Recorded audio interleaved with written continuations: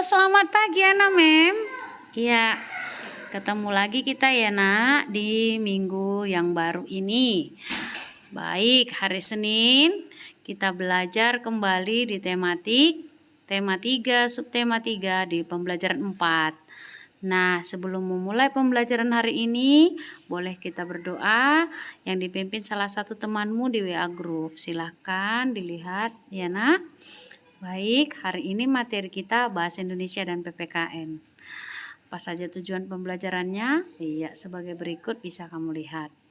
Nah, kita mempunyai kewajiban menjaga lingkungan. Tentunya anak-anak MEM sudah tahu ya nak, pembelajaran kita dari yang kemarin. Apa yang akan terjadi jika kita tidak melaksanakan kewajiban kita? Coba kamu lihat gambar-gambar itu. Ada hutan gundul, ada banjir dan tanah longsor. Nah, coba apa penyebab dari bencana tadi? Hutan gundul, karena penebangan hutan secara liar. Ya, tidak ada tebang pilih, semua asal ditebang. Sehingga tidak ada yang menanam kembali. Kemudian banjir, efek dari hutan gundul dan saluran air yang sempit atau tidak ada saluran air, maka terjadi banjir. Tanah longsor juga disebabkan karena hutan gundul, jadi tidak ada penahan air ketika hujan deras. Apa dampaknya bagi lingkungan? Jika hutan gundul, dampaknya lingkungan menjadi rusak. Semua ya, banjir juga merusak lingkungan, sarana prasarana. Tanah longsor juga merusak lingkungan. Apa dampak bagi masyarakat? Jika hutan gundul, maka masyarakat kesulitan mendapatkan air bersih. Jika banjir, masyarakat pun banyak yang menderita, kehilangan harta benda, bahkan ada korban jiwa yang meninggal. Begitu juga tanah longsor, banyak rumah yang tertimbun ya, kita tidak memiliki rumah dan bahkan ada korban jiwa. Tuliskan saranmu supaya tidak terjadi hal seperti tadi. Hutan gundul sebaiknya tidak boleh menebang hutan sembarangan. Kemudian banjir, jangan membangun rumah di tepi sungai, sudah kita pelajari yang kemarin. Dan jangan menebang hutan sembarangan, jangan membuang sampah sembarangan juga ya kan.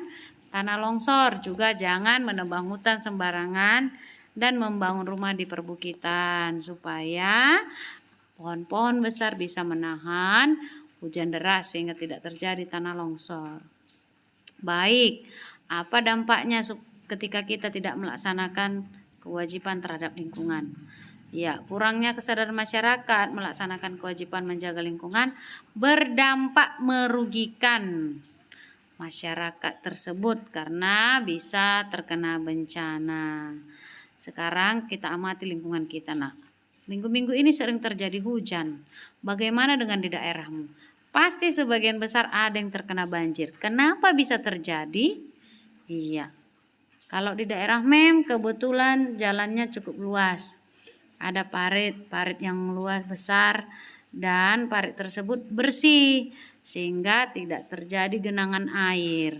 Di daerah lain ketika melewati banyak terjadi genangan-genangan air karena tidak ada tempat aliran air ketika hujan, sehingga menyebabkan jalanan rusak, becek, dan parit-parit tersumbat kalau ada banyak sampah berserakan.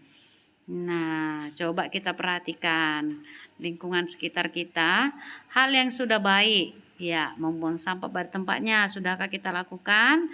Di sebagian tempat sudah. Lalu melakukan kerja bakti, membuat bak penampungan sampah sehingga sampah tidak berserakan, menanam pohon di rumah siapa yang banyak tanamannya. Ya, pasti udaranya segar dan enak dilihat. Dan memisahkan sampah organik dan organik. Maksudnya itu sampah yang bisa membusuk dengan yang tidak membusuk. Contoh, sampah-sampah plastik dipisahkan dari sampah sisa rumah tangga, misalnya sayur-sayuran ya. Sisa dari kulit-kulit buah seperti itu. Nah, hal yang belum baik, masih ada yang membuang sampah sembarangan, ada yang membuang sampah di sungai, ada yang malas membersihkan lingkungan, bahkan rumahnya pun kotor, ada yang belum menanam tanaman atau pohon di sekitar rumah, masih ada sampah yang berserakan tidak dibuang pada tempatnya, dan ada warga yang belum membersihkan lingkungan rumah.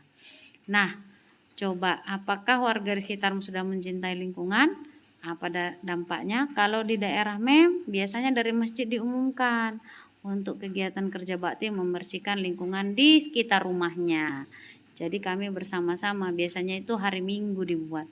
Nah, untuk masyarakat Muslim biasanya membersihkan daerah sekitar rumah di pagi hari. Kalau yang Kristen biasanya setelah pulang gereja.